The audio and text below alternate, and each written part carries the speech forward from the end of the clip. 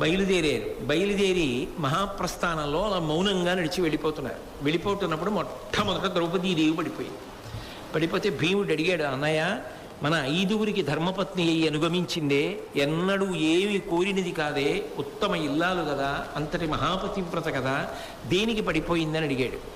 భీముడా, అడిగావు కాబట్టి చెప్తున్నాను. ఆమె 5గురికి భార్య అయిన అర్జునుడి యందు ఒక ప్రత్యేకమైన పక్షపాత బుద్ధి ఉంది. ఆ దోషమున్న కారణం చేత పడిపోయింది. మరి కొంత దూరం వెళ్ళిన తర్వాత సహదేవుడు పడిపోయాడు. ఎందుకు పడిపోయాడని అడిగాడు భీముడు. ఎప్పుడూ అడిగేవాడు భీముడే, మిగిలిన వాళ్ళు మౌనంగా వెడుతూ ఉంటారు. సహదేవుడు ఎందుకు పడిపోయాడని అడిగాడు.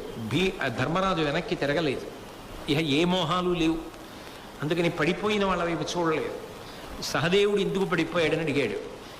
చాలా వినయంతో శుశ్రూష చేస్తాడు కానీ నా అంత బాగా తెలిసిన వాళ్ళు ఎవరూ లేరని లోపల ఒక అహంకారం, అందుకు పడిపోయాడు. ఏదో ఒక అహంకారం లేదా మమ